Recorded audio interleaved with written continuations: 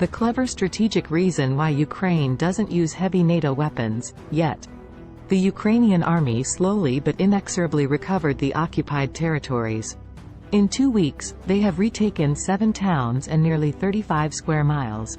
So far, they have done this without using a ton of NATO weapons. Is working. But what is the strategy? The answer is that Kyiv is in no hurry. In each attack so far, the Ukrainian forces have been judicious in the number of tanks and troops they have launched. George Bajos of the Institute for the Study of War in the United States calls it a missile game. The Ukrainians are using surprise and deception to get the Russians to defend one area, leaving another open. A member of the Ukrainian General Staff even compared it to a game of chess, in which you try to attract the enemy and his reinforcements. A retired U.S. general, Ben Hodges, believes the Ukrainians are still weighing things up. The attack has definitely started, but the main event hasn't, he wrote in an article for the Center for European Policy Analysis. The fact that Ukraine is not using a lot of U.S. and European weapons seems to confirm Hodges' analysis. Ukraine has brought out the German Leopard 2 tank, some U.S. troop transports, and some other mine-resistant vehicles. But only a few. There are videos of Russian drones circulating on the internet that supposedly show some that have been abandoned. But other than that, there's no real indication that many Western weapons are being used. And these would be crucial for a major offensive.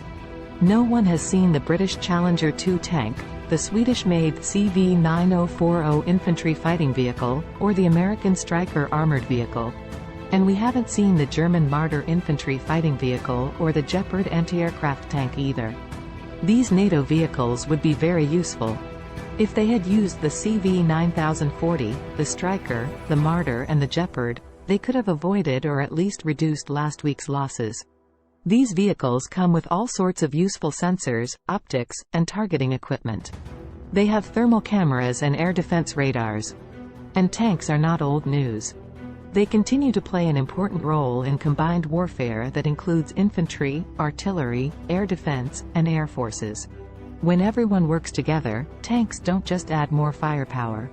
They are also key tools to break through enemy lines. So why is Kyiv being lenient with NATO weapons and not flexing all its military muscle? Stefan Korshak, a military expert quoted in the Kyiv Post, explained that Kyiv's top brass have been playing the long game, slowly wearing down the Russian forces. They are looking to gradually gain ground, avoid big risks and keep Ukrainian losses as low as possible, he said. Going all in on a massive attack and possibly failing seems like a risky move. So it seems that the Ukrainian General Staff is taking it easy, launching attacks with relatively small units and limited equipment. And so far, this approach seems to be working. Ukraine is advancing at 6 points along a 600-mile front, from Zaporizhia in the south to Lysychansk in the Donbass. Each extra square mile of recovered ground forces the Russian enemy to secure the affected area with more troops. Ukrainians know what they are doing. During the last 16 months of the war, they managed to inflict maximum damage on the Russian army with minimal resources. Once they've worn them down, which will take some time, they could deliver the sledgehammer, the big surprise, that so many observers expect. Ukraine continues to have plenty of firepower. They have used only a small fraction of their available forces for the counteroffensive, as confirmed by a report from the Institute for the Study of War. Experts estimate that Ukraine has about 35 brigades ready for the offensive. Of these, 13 are attack brigades, each with about 3,500 men, and 10 of them received their training in Europe and are equipped with NATO weapons.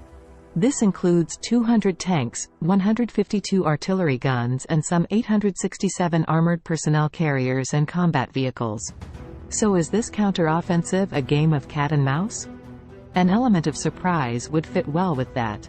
Like the momentum that Ukraine was able to create in Kharkiv. Nobody really knows what Kyiv is planning.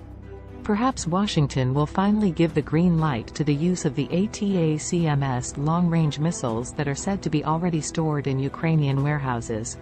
Who knows? We could see F-16 fighter jets taking off in the Ukraine within a month or two. 2 of these U.S. plans have already made a cameo appearance in a video produced by the Ukrainian forces for their offensive. Thanks for watching.